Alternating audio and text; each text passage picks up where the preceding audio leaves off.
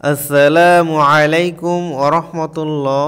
আজ আমরা শিখব সূরা কুরাইশ, যে সূরাটি আমরা প্রায় নামাজে পড়ে থাকি। নামাজে যদি অশুদ্ধ পড়ি তাহলে কিন্তু নামাজ হবে না। সহিহ শুদ্ধ করে অবশ্যই প্রতিটি মুসলমানের এই সূরা শেখা দরকার। আপনি যদি শেষ পর্যন্ত দেখেন ইনশাআল্লাহ সূরা কুরাইশ সহিহ শুদ্ধ করে মুখস্থ করতে পারবেন, কারণ আমি প্রতিটি আয়াত 3 বার 4 বার বারবার পড়ে আপনাকে মুখস্থ করানোর চেষ্টা করব। তো আর কথা বাড়াবো না, এখনই শুরু করব। শুরু করার আগে ছোট্ট একটি রিকোয়েস্ট, আপনি যদি আমার চ্যানেলে নতুন হয়ে থাকেন চ্যানেলটি সাবস্ক্রাইব করে এই কোরআন শিক্ষা চ্যানেলের পাশে থাকবেন। তা চলুন শুরু করে। أعوذ بالله من الشيطان الرجيم بسم الله الرحمن الرحيم لإيلاف قريش لإيلاف यानी হামজা ইয়াজের ই এক আলিফ টান, খাড়া জবরে লামের উপরে এক আলিফ টান, আর শেষে এখানে কুরাইশ এখানে এক আলিফ টান। লিইলাফি কুরাইশ লিইলাফি কুরাইশ ইলাফিহিম রিহলাতাশ শিতাই ওয়াস সাইফ ইলাফিহিম হামজাতে খাড়া যে লামও খাড়া জবর এক আলিফ করে টান। ইলাফিহিম রিহলাতাশ শিতাই, এখানে তাতে 4 আলিফ পরিমাণ টেনে পড়তে হবে। এই চিহ্ন থাকলে 4 আলিফ পরিমাণ টানতে হবে। রিহলাতাশ শিতাই ওয়াস সাইফ والصيف إيلافهم رحلة الشتاء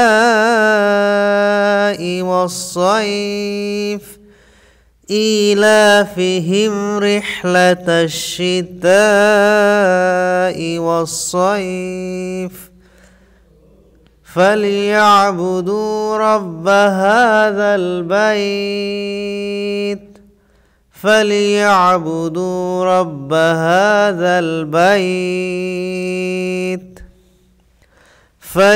فليعبدوا رب هذا البيت فليعبدوا رب هذا البيت فليعبدوا رب هذا البيت الذي أطعمهم من جوع الذي এই জালে 3 আলিফ পরিমাণ টানতে হবে।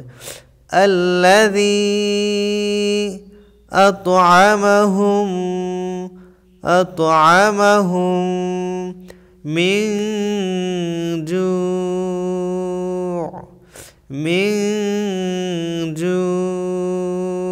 এখানে আইন অক্ষ হয়েছে, এটা হলকের মধ্যখান থেকে জজম দিয়ে উচ্চারণ করতে হবে। যে হরফে জজম হয় সেই হরফে জজম দিয়ে উচ্চারণ করতে হয়, আর জিমে 3 আলিফ পরিমাণ টানতে হবে।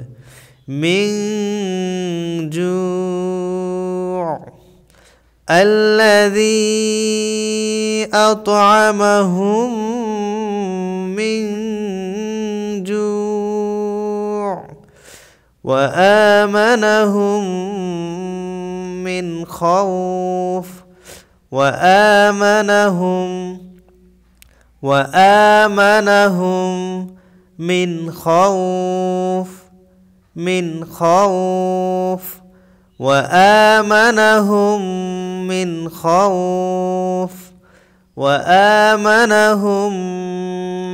خوف এবার আমরা পুরো সূরাটি একসাথে তেলাওয়াত করব। বিসমিল্লাহির রহমানির রহিম লিইলাফি কুরাইশ إيلافهم رحلة الشتاء